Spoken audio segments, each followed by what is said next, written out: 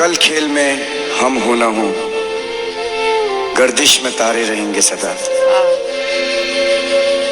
भूलेंगे हम, भूलेंगे वो, पर हम तुम्हारे रहेंगे सदा। The show must go on.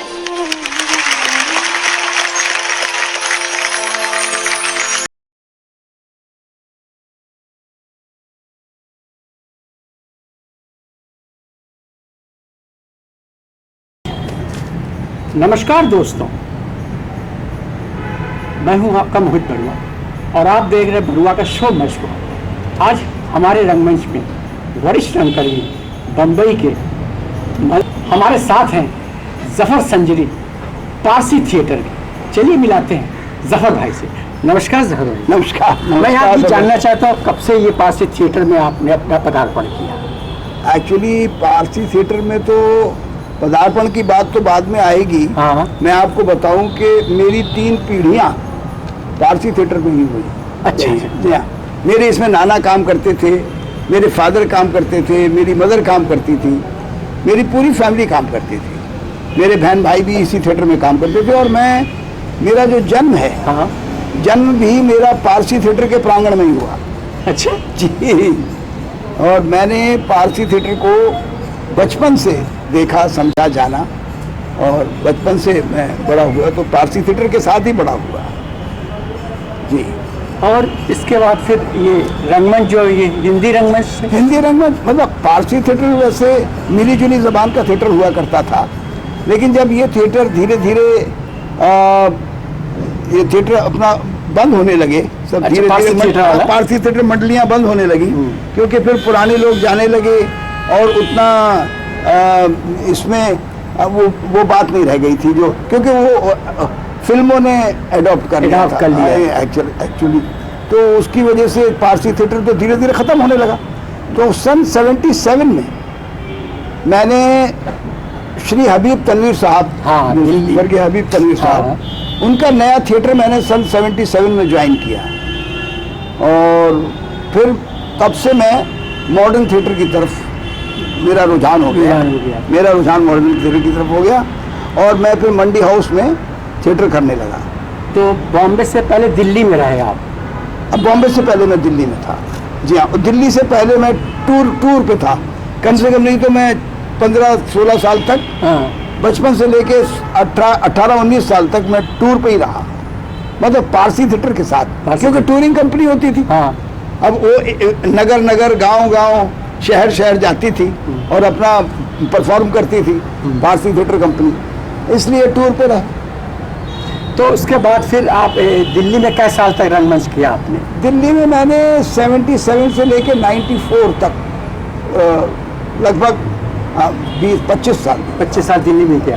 तो अभिनय भी करते रहे और मैं जो है जिस समय मैं इस थिएटर में आया हूँ, जिसे हम आज का थिएटर कहेंगे, आधुनिक नाटक, आधुनिक थिएटर, तो उसमें मैंने हर तरह की कैपेसिटी में काम किया। लगभग डायरेक्शन के पॉइंट ऑफ व्यू से भी काम किया, उसमें मैंने एक राइटर की कैपेसिटी में भी काम किया, तो मैं म्यूज़िक कंपोज़र की कैपेसिटी में भी काम किया, हर तरह से मैंने 6 वर्ष राष्ट्रीय नाट्य विद्यालय में बिताए। राष्ट्रीय नाट्य विद्यालय में 6 वर्ष, उसके बाद लगभग 10 वर्ष तक वहाँ Shri Ram centre for art and culture है, तो अब तो वो परफॉर्मिंग आर्ट हो गया, Shri Ram centre for performing art. हाँ, पहले होता था Shri Ram centre for art and culture. तो उसमें मैंने 10 साल तक उस रेपर्टरी कंपनी में मैंने काम किया। जी हाँ। उस समय देवराज अंकुर भी रहे होंगे उस समय? देवराज अंकुर तो थे ही, शुरू से थे। हाँ बिल्कुल। अच्छा, वो थे देवराज अंकुर जो थे एनएसडी में थे। एनएसडी में थे पहले, जिन दोनों पास आउट हुए थे, उन दिनों ही मैं आ गया था। अच्छा। तो ये श्री देवेंद्र राज अंकुर, श्री रंजीत कपूर और रघुवीर यादव, हाँ, और अपना अनिल चौधरी साहब, ये सब लोग मित्र हुआ करते थे। तो इन्हीं के साथ साथ मैं भी रहता था। अच्छा। क्योंकि मैं एक्चुअली मुझे रंजीत कपूर साहब मॉडर्न थिएटर में लाए। अच्छा। रंजीत कपूर साहब का तो नाम आपने सुना होगा। बहुत ही बड़े रंगकर्मी है। अभी कानपुर से बॉम्बे चले गए आज। जी अच्छा। हाँ। अच्छा, कानपुर में आए हुए थे। हाँ हाँ, मुझे पता है। हाँ, वो आए हुए थे। वो जी। तो उनके साथ भी आपने नाटक किया है रंजीत साहब? उनके फादर की कंपनी में ही हमारा पूरा परिवार था। ओहो। श्री रंजीत कपूर साहब के जो फादर थे, हाँ। स्वर्गीय श्री मदन लाल कपूर। जी हाँ। तो उनके जो पारसी थिएटर था, भोपाल थिएटर नाम था। अच्छा। उसका। हाँ जी हाँ। तो भोपाल थिएटर में मेरी पूरी फैमिली थी। अच्छा। मैं बचपन से बड़ा ही वहाँ हूँ। तो इसलिए रंजीत कपूर साहब मुझे हबीब तनवीर साहब के यहाँ ले गए। वही। हाँ, वो 77 की बात है। और एक नाटक हो रहा था जिसका नाम था सूत्रधार 77 ही नाम था उसका। सूत्रधार 77 जी। तो ये हबीब साहब का नाटक था वो। अब वहाँ साहब बहुत बेहतरीन तरीके से रिहर्सल हो रही थी। और ये था अभी उन दिनों हबीब साहब जो थे राज्यसभा के मेंबर थे। तो हाँ, साउथ एवेन्यू में वो MP फ्लैट में रहते थे। तो वहाँ रिहर्सल हो रही थी, वहाँ हम गए। श्री रंजीत कपूर हमें लेके गए और वहाँ हमने रिहर्सल जो देखी ना मैंने, हाँ। तो मैं बहुत बेबाक तरीके से हंसना शुरू मैंने किया, क्योंकि उनके जो फोक थिएटर के नाचा शैली के जो आर्टिस्ट थे हबीब साहब के यहाँ, वो कमाल के एक्टर वो लोग। और उनकी इतनी अच्छी कॉमेडी की टाइमिंग की परफॉर्मेंस, उनकी इतनी अच्छी कॉमेडी की टाइमिंग कि मैं हंस के मैं दीवाना हो गया। तो फिर शाम के समय हबीब साहब पाइप पीते हुए, हाँ, उनका स्टाइल था, पाइप पीते हुए मुझे देख देख के मुस्कुराते थे, बीच बीच में मुस्कुरा रहे थे। मुझे अभी तक याद है वो, हालांकि 77 की बात है, लगभग 50 साल होने आए। तो उसके बाद फिर उन्होंने चलते चलते पूछा रंजीत साहब से, ये बंदा कौन है, ये लड़का कौन है? तो हबीब अपने रंजीत भाई ने, हाँ, हम उन्हें काका जी कहते हैं। कंपनी से ही काका जी कहते हैं प्यार से। बाबूजी उनको काका जी कहते थे। छोटे बच्चे को पंजाबी में काका जी कहते हैं ना। तो वो जो पापा थे उनके, श्री मदन लाल कपूर, वो काका कहते थे। तो हम लोग भी सब कंपनी में उनको काका जी कहने लगे, श्री रंजीत कपूर जी। तो रंजीत साहब ने कहा कि ये हमारी कंपनी का हबीब साहब बहुत तेज एक्टर है, आप इसका इस्तेमाल कीजिए, इस्तेमाल करके देखिए। तो खैर उन्होंने कहा कल लेते आना। अब जैसे ही बाहर निकले, हम फ्लैट से बाहर निकले, तो मैंने कहा मैं तो नहीं आने वाला हूँ, क्योंकि मैं तो अब जा रहा हूँ सीधा वापस। उन दिनों थोड़ा चल रहा था पारसी थिएटर। तो हाँ, बाबूजी वहाँ अशोक नगर एक जगह वहाँ थे। तो मैंने कहा मैं तो बाबूजी की कंपनी में जा रहा हूँ, आपके पापा की कंपनी में जा रहा हूँ, मैं नहीं आऊँगा। तो उन्होंने कहा नहीं।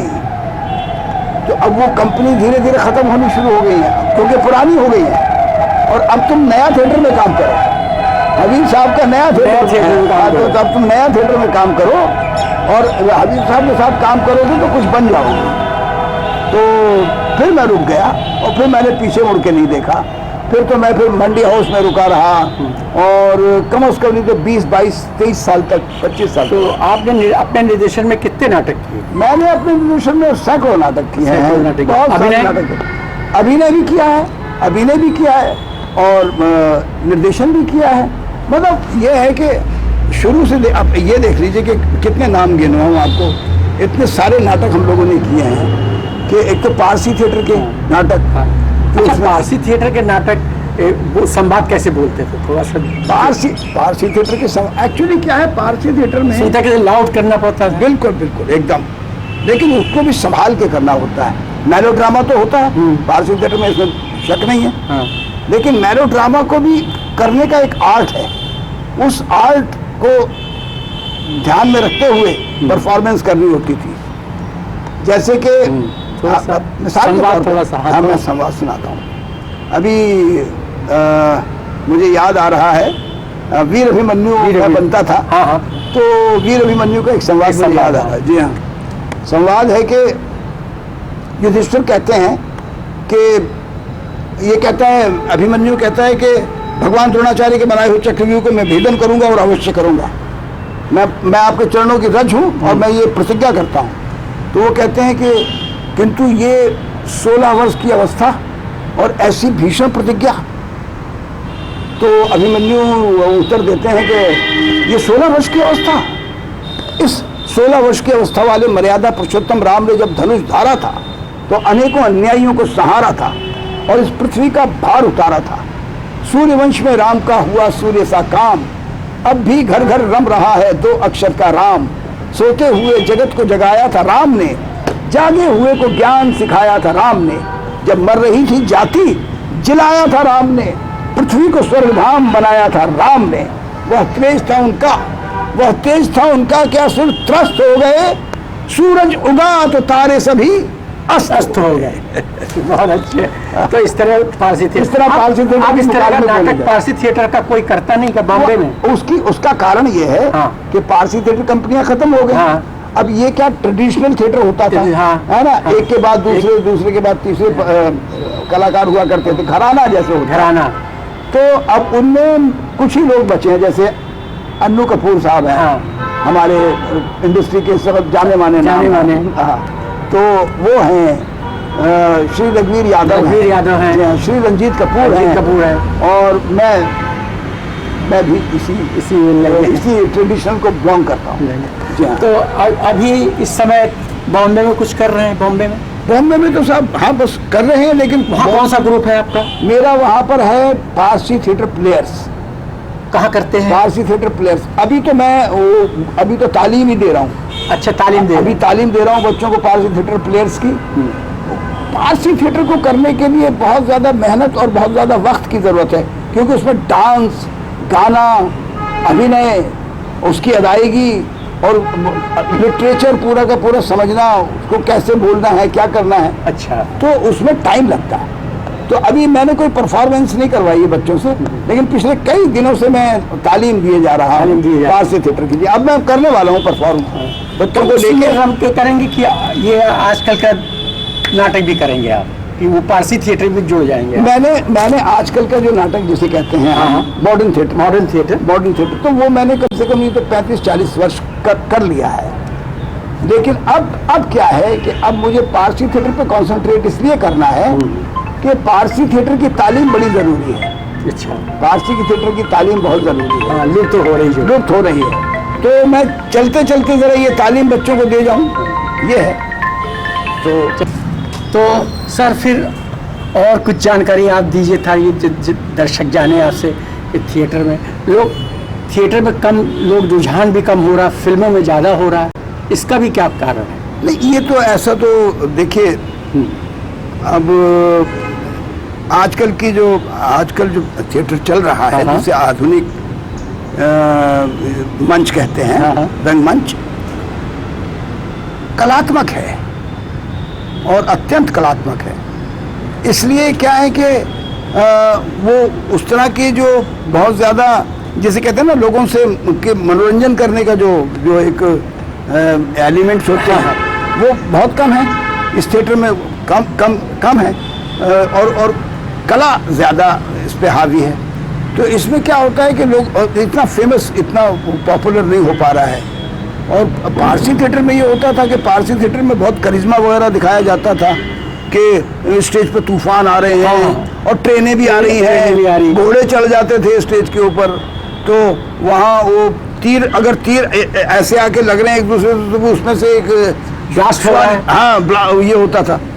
तो उस तरह की चीज़ें देख के ऑडियंस को लगता था कि हाँ क्या है हाँ ये। तो हर तरह की ऑडियंस आ जाती थी और टिकट लेके आती थी। लेकिन आज के थिएटर में ये है कि टिकटेड तो होता नहीं है, बहुत कम। बॉम्बे में देखा मैं, सब पृथ्वी थिएटर में तो टिकटेड शो होता है। नहीं, मतलब बॉम्बे में होता है टिकटेड शो, बाकी और बहुत जगह नहीं, बहुत जगहों पर नहीं हो पाता है। बॉम्बे में तो टिकट शो होता है। इसका क्या कारण है जो क्यों नहीं हो पाता है? या हम लोग बेच नहीं पाते टिकट, या दर्शक को हम टिकट नहीं दिखा पाते? उतना ब्रॉडवे नहीं है ना। अच्छा। अभी आजकल के थिएटर का उतना ब्रॉडवे नहीं है। वो एक्चुअली उसमें ये कुछ और ज़्यादा इसको, अभी जैसे अभी हम एक संगीत नाटक अकेडमी के एक प्रोग्राम में था, मैं भी था वहाँ। तो वहाँ जितने भी अच्छे, बहुत मुतब्बिर लोग, बड़े जाने माने रंगकर्मी आए थे, नाम तो मैं नहीं लेता मैं, लेकिन मैं बताता हूँ आपको। तो उनका यही जोर था, यही बात वो कह रहे थे कि आजकल के रंगमंच को इतना ये हो जाना चाहिए कम से कम, नहीं तो कि उसके लिए लोग देखें, उसमें ज्यादा आकर्षित हो, ज्यादा आए हाँ। और टिकट लेकर दें। टिकट ले लीजिए। इंडिपेंडेंट हो जाना चाहिए अब थिएटर को।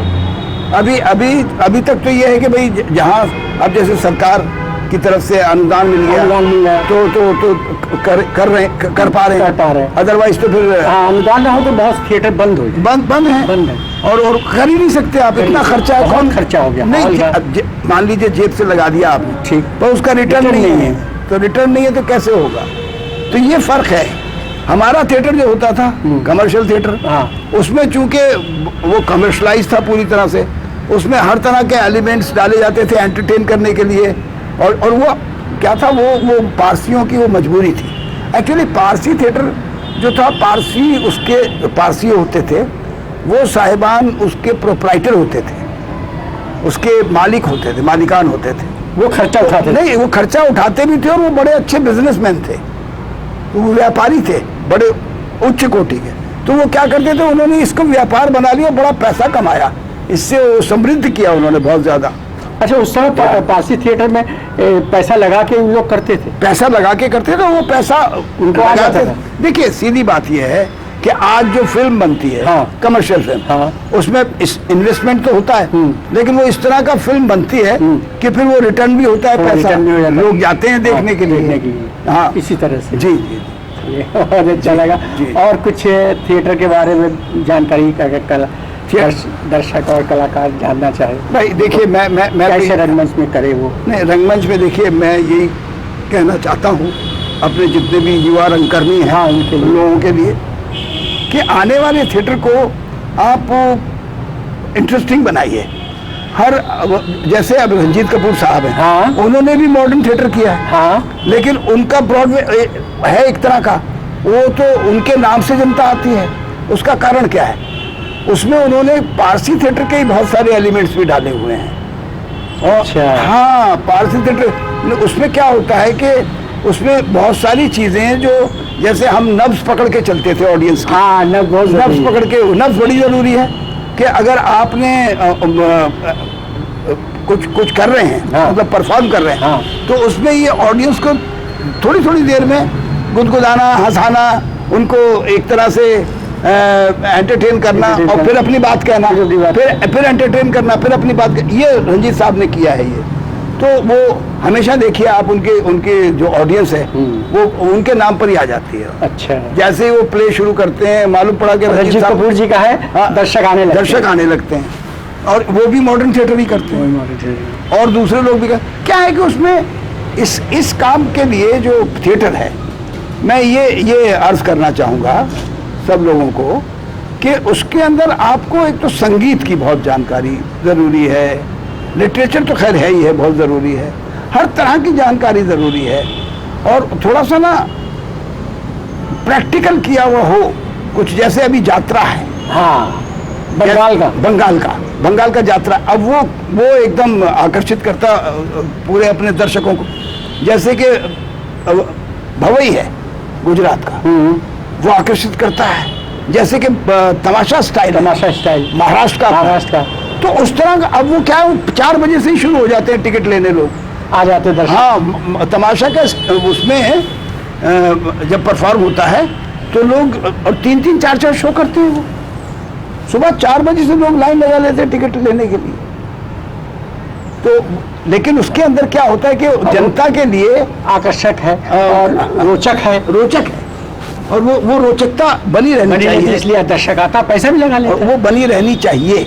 मैं तो ये भी कहता हूँ कि अभी जैसे मशरिकी हूर आप भी आए थे देखने के लिए, बहुत सुंदर था।